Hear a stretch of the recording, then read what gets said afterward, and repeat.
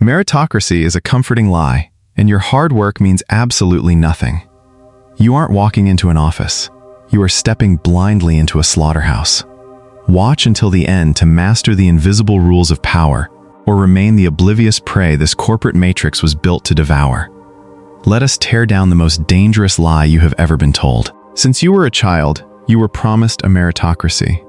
You were told that if you put your head down, studied late into the night, and perfected your craft, the world would dutifully reward you. It is a beautiful, comforting bedtime story, and it is entirely false. If you walk into your first day of a new job armed with nothing but a pristine resume and raw technical brilliance, you are not walking into an office. You are walking blindly into a slaughterhouse, willingly offering yourself up to a highly engineered social matrix designed to fleece the socially oblivious sheep.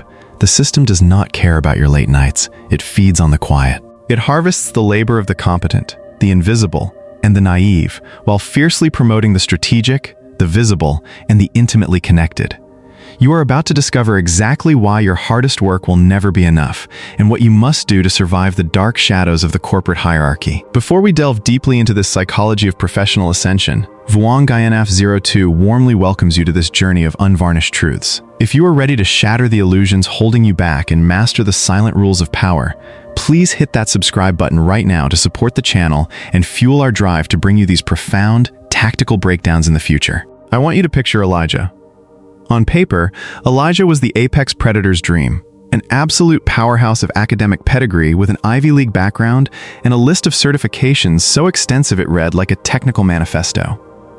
On the morning of his first day as a senior analyst at a top-tier firm, he played by all the conventional, sanitized rules society had drilled into him. He wore the flawlessly tailored charcoal suit. He arrived precisely 15 minutes early. He sat with his meticulously organized portfolio clutched to his chest. But the exact second he crossed the threshold of that glass-paneled arena, Elijah made a fatal, silent miscalculation. He genuinely believed his competence would speak for him. When introduced to the bustling floor, he offered a weak, dismissive wave and mumbled merely his first name. In the break room, rather than bridging the human gap, he buried his face in company literature, tragically equating looking busy with looking valuable. His responses to colleagues were dead-end, binary syllables. In his mind, he was acting like a consummate professional. In reality, he was meticulously erasing himself from existence. Within 2 weeks, Elijah was nothing more than a ghost haunting a cubicle. His colleagues felt a strange, cold distance they could not articulate, and management subconsciously downgraded him from a future leader to a mere data processing drone. When the 6-month review arrived, he was effortlessly passed over for the pivotal, high-visibility project. Elijah was completely crushed, utterly confused by a failure that had nothing to do with his spreadsheets, but everything to do with the fact that he failed the ultimate human test. Nobody felt connected to his soul. You must internalize the terrifying gravity of your first week. Your initial interactions do not just set a fleeting mood. They pour the concrete for the trajectory of your entire reputation. How your presence is felt on day 1 is precisely the justification they will use to treat you in month 6. This exposes the harsh, uncomfortable reality of the 90-day probationary period. Most people fundamentally misunderstand this window, trembling over the fear that their hard skills are on trial. They are not. Probation is an overt, undeniable conspiracy orchestrated by management and human resources to assess your emotional intelligence, your cultural integration, and, most importantly, your threat level. A landmark study published in the Journal of Applied Psychology stripped this dynamic down to its bare, undeniable core. The absolute determining factor in whether a new hire survives the pressure cooker is rarely their capacity to execute tasks. It is their raw ability to build profound trust, establish magnetic rapport, and weave themselves seamlessly into the existing political fabric of the organization. The probationary window is a psychological crucible asking one simple question. Can you walk into an environment where you possess zero social capital, zero established authority, and catch wolves with your bare hands purely through human connection? The science governing this first impression is utterly ruthless. We are dealing with the biological tyranny of the 7-second rule. Princeton University researchers have definitively proven that the human brain makes sweeping, semi-permanent judgments regarding your trustworthiness, your competence, and your absolute status within a fraction of a second of your physical or digital presence. Long before you have parted your lips to articulate your brilliant, rehearsed ideas, The mammalian brains of your new colleagues have ruthlessly scanned your micro-expressions, your posture, and the energetic frequency you emit. If you fail this primal, biological audit, your immense expertise will never, ever be granted the permission to speak. You will condemn yourself to spending the next 3 years desperately trying to claw your way out of a psychological grave you dug in merely 7 seconds. If you harbor any desire to break the confines of your social class and ascend this unforgiving hierarchy, you must fundamentally master the calculated art of the introduction. You must deliberately reprogram the subconscious minds of your peers, essentially brainwashing them to perceive you as an absolute, irreplaceable asset from the very first, lingering handshake. To execute this subconscious reprogramming and command your space from the first handshake, you must systematically deconstruct and rebuild the very architecture of your physical presence. We are not talking about the superficial advice of standing up straight or dressing well, which are merely the baseline requirements of admission into the corporate arena. We are delving into the manipulation of spatial gravity. When you walk into a room, you are not merely moving a physical body from the doorway to a chair. You are introducing an energetic frequency that either submits to the existing tension of the room or completely overrides it.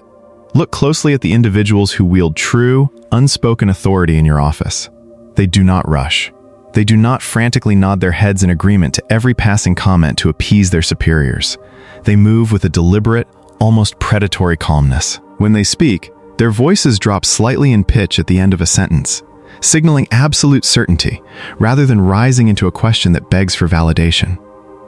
This is the biological theater of power, and you must become its most dedicated student. Your mammalian colleagues are constantly, unconsciously assessing whether you are predator or prey, and the moment you display the frantic, jittery movements of an anxious subordinate desperate to be liked, you have forever categorized yourself as the latter. You must master the pause. When you are asked a question during your first week, the amateur instinct is to fill the silence immediately, terrified that a gap in the conversation will expose a lack of knowledge. The master, however, embraces the silence. They hold eye contact, take a steady breath, and allow a full 2 seconds to pass before articulating their response.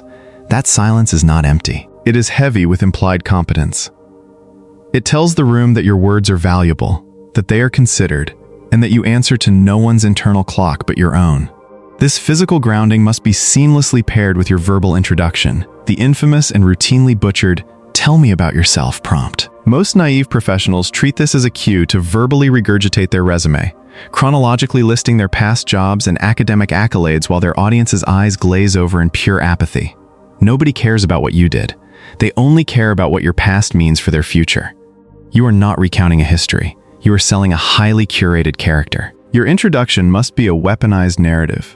You must synthesize your entire professional existence into a compelling, forward-facing story that frames you as the exact solution to the unstated anxieties of the department. Consider the profound difference between saying you spent 5 years doing financial analysis versus stating that you have spent the last 5 years finding the hidden financial leaks that keep executives awake at night, and you are here to build a fortress around this company's margins.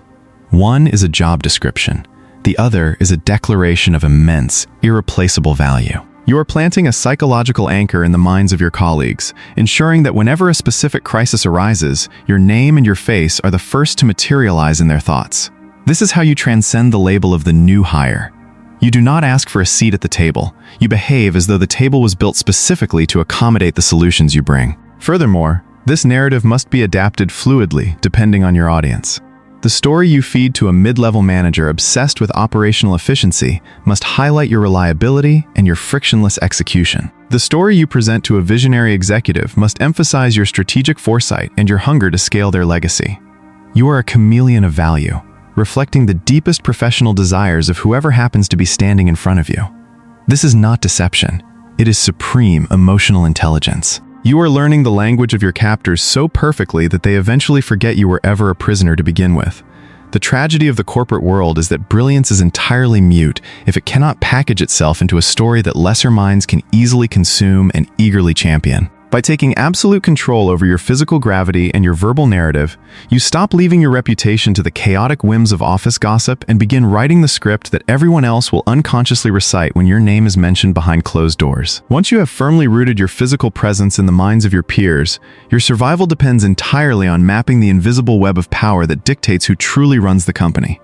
The absolute most dangerous document you will be handed during your onboarding is the official organizational chart. It is a sterile, two-dimensional lie. It maps the flow of legal liability and official reporting structures, but it completely obscures the beating, bleeding heart of the shadow organization. If you navigate your career believing that authority only flows downward from the titles printed on office doors, you will step on a political landmine before your first paycheck clears. True power in any corporation is remarkably fluid. It congregates around the gatekeepers, the whisperers, and the deeply entrenched veterans who hold the institutional memory hostage. You must become a corporate anthropologist, relentlessly observing the silent dynamics of the tribe without ever making your observations known. Watch the eyes in the conference room. When a difficult question is posed, notice whose face the collective gaze darts toward before the official leader even opens their mouth. That person, regardless of their mid-level title, is the true intellectual anchor of the room. Notice the administrative assistant who casually chats with the CEO every morning by the espresso machine. That assistant wields more raw, immediate influence over the executive's mood and perception of you than your direct manager ever will. If you disrespect the gatekeeper, the gates will quietly, permanently lock. You must map these informal networks. Who goes to lunch with whom? Which departments are locked in a quiet, historical Cold War? Who is the golden child? And who is the sacrificial lamb being set up to take the fall for the impending fourth quarter deficit? Until you can see these invisible tripwires, every step you take is a gamble with your livelihood. In this phase of your integration, your most vital organ is not your mouth, it is your ears. You must cultivate the art of active, aggressive listening. People in corporate environments are desperately, chronically lonely and starved for genuine validation. If you become the blank canvas upon which they can project their frustrations and their egos, they will hand you the keys to the kingdom. Ask strategic questions that invite them to explain the unspoken history of the company. Let them complain about the inefficiencies, and let them reveal to you exactly what management values and what management punishes. But here is the critical, non-negotiable caveat. You must never, under any circumstances, contribute your own venom to the gossip pool. Gossip is a cheap, toxic currency traded by those who lack the competence to build true leverage. When a colleague leans in to whisper a rumor about a superior, you listen intently. You nod empathetically to validate their emotion, and you offer absolutely nothing in return. You are a vault. You collect the intelligence to map the battlefield, but you never leave your fingerprints on the weapon. Understanding the shadow organization also means identifying the toxic elements before they can pull you into their orbit. Every office has a siren, a deeply cynical, usually tenured employee who will enthusiastically welcome the new hire. They will invite you to coffee, wrap their arm around you, and proceed to tell you how broken the company is, how incompetent the leadership is, and why trying hard is a fool's errand. They are infectious carriers of professional rot, seeking to validate their own failures by dragging your fresh ambition down into their swamp of mediocrity. You must recognize these vampires immediately and distance yourself with chilling politeness. If management sees you aligning with the office cynic, your brand will be instantly contaminated by association. You are judged fiercely by the company you keep in those fragile early months. Therefore, you must deliberately position yourself in the gravitational pull of the high performers, the optimists, and the quiet executioners. You align yourself with the momentum of the future, entirely bypassing the stagnant resentment of the past, fully armed with the knowledge of where the true power lies and how to quietly, ruthlessly position yourself within its stream. Understanding this shadow matrix allows you to stop wandering blindly and begin the deliberate, surgical process of forging alliances that will inevitably pull you up the ranks. Let us permanently eradicate the word networking from your vocabulary. Networking implies a transactional, sleazy exchange of business cards and hollow pleasantries over lukewarm cocktails. It is a tactic for the desperate. What you are engaging in is the alchemy of strategic alliances. True alliances are not built on forced conversations. They are forged in the scorching fires of shared problems and alleviated pain. If you want a powerful mentor or a fiercely loyal sponsor within the organization, you do not awkwardly ask them for coffee to pick their brain. Highly effective people despise having their brains picked by eager, empty hands.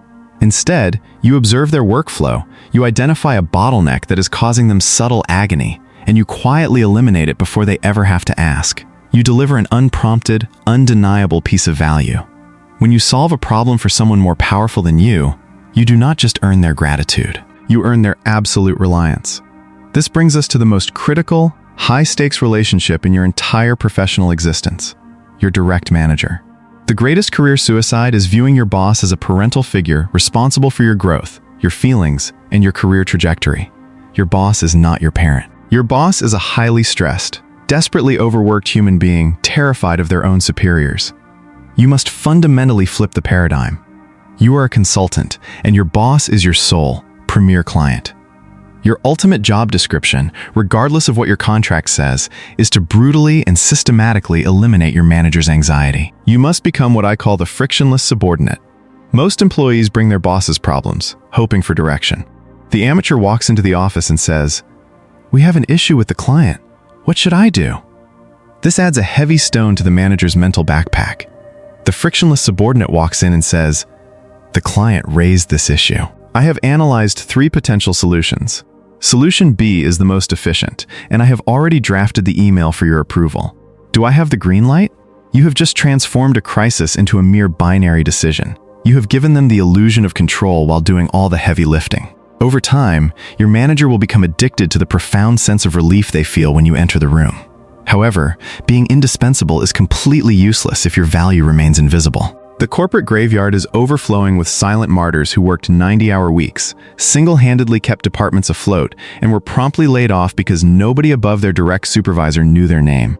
You must walk the razor-thin line between humility and aggressive self-promotion. You do this through the strategic broadcasting of your team's victories. When a project succeeds, you do not loudly claim all the credit like a narcissist.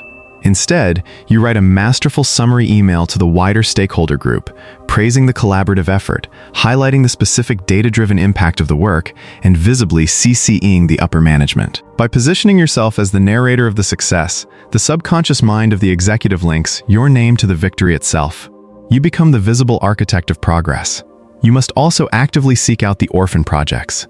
These are the chaotic, messy, highly visible problems that everyone else in the department is terrified to touch because the risk of failure is high. While the mediocre masses cower in the safety of routine tasks, you must volunteer to walk into the fire. Even if you only achieve a partial victory, the sheer courage to take ownership of a radioactive problem instantly separates you from the herd. It signals to the apex predators in executive leadership that you possess the rare, unbreakable spine of a true leader. You are proving that you are not just there to collect a paycheck in exchange for compliance. You are there to absorb chaos and manufacture order.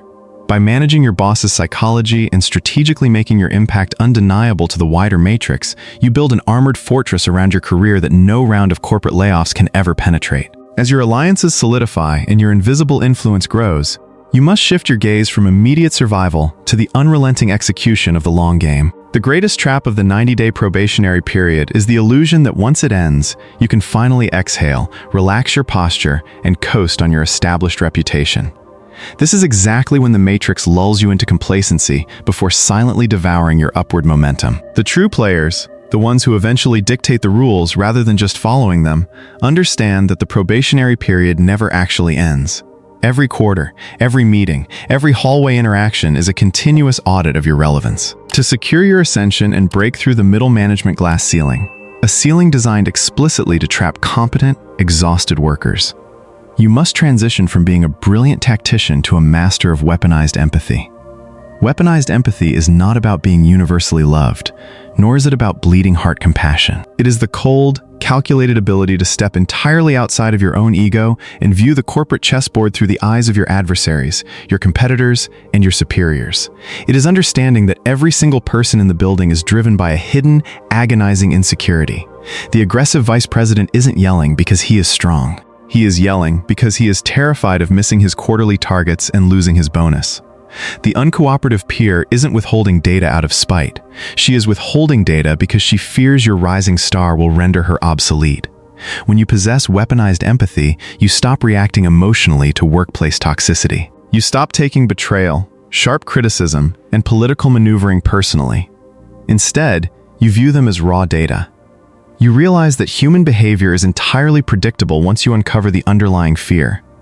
You can then begin to subtly soothe those fears in others, manipulating their emotional states to align perfectly with your strategic objectives. You give the aggressive VP the exact metric he needs to feel secure, and you publicly validate the uncooperative peer to neutralize her threat response. You become the puppet master of the office psychology. To sustain this level of high-altitude maneuvering, you must cultivate an inhuman level of emotional resilience. The higher you climb, the thinner the air becomes, and the more vicious the attacks will be. You will be passed over for promotions you deserved. You will have your ideas stolen by smooth-talking charlatans. You will face moments of profound, isolating injustice. In these moments, the weak will break down, complain to human resources, or write bitter, career-ending emails. You will do none of these things. You will absorb the blow, process the pain in absolute silence, and ruthlessly analyze the structural flaw in your strategy that allowed the attack to happen in the first place. You will smile at the colleague who stole your credit, while quietly and meticulously dismantling their support system over the next 6 months. You become stoic, unbreakable, and terrifyingly patient. Finally, you must disabuse yourself of the modern, fairy tale obsession with work-life balance during your climbing phase. Balance is a luxury reserved for those who have already built their empire, or a comforting excuse for those who have accepted mediocrity. If you demand perfect balance while attempting to conquer a highly competitive, cutthroat hierarchy, you will be crushed by someone who is willing to sacrifice their sleep, their weekends, and their comfort for an extra millimeter of leverage. You are a mercenary of your own destiny. You trade your time and your genius, not for a false sense of family within the corporation, but for capital, influence, and ultimate autonomy. The corporation is not your home. It is your hunting ground. When you truly internalize this, the anxiety of the daily grind evaporates. You are no longer a victim of a soulless system. You are a lucid dreamer moving freely through the corporate matrix. You know the rules, you see the invisible strings, and you possess the unyielding resolve to pull them. This is the dark, beautiful reality of true professional mastery. Now, dry your eyes, straighten your posture, and walk back into that slaughterhouse not as a sheep, but as the architect of the butcher's ruin. The corporate landscape is not a meritocracy. It is a psychological battlefield where survival and ascension depend entirely on your ability to master the unspoken rules of power. True influence begins the moment you enter a room, commanding spatial gravity through deliberate pacing, calculated silences, and a weaponized narrative that frames you as the definitive solution to the company's deepest anxieties.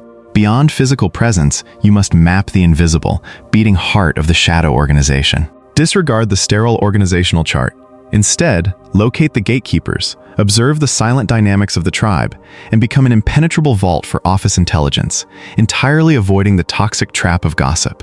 As you navigate this terrain, transform your relationship with your superiors. Evolve from a dependent subordinate into an indispensable consultant by systematically eliminating their friction and framing every crisis as a simple binary decision for them to approve. Ultimately, your long-term ascension relies on cultivating weaponized empathy. The cold, calculated ability to read the hidden insecurities of your peers and adversaries, adjusting your strategy to soothe their fears or neutralize their threats. By abandoning the illusion of perfect work-life balance during your climbing phase and building an unbreakable, stoic resilience, you cease to be a pawn in the corporate machine.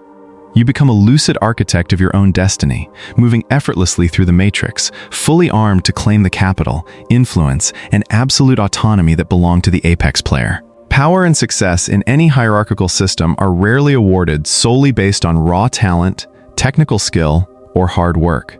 They are claimed by those who understand that human interactions are constantly driven by hidden fears, unspoken alliances, and ego. To truly conquer your environment, you must stop operating based on how you think the world should work, and master the psychological reality of how it actually works. Control your gravity. In your next meeting or negotiation, stop rushing to fill silences out of nervousness.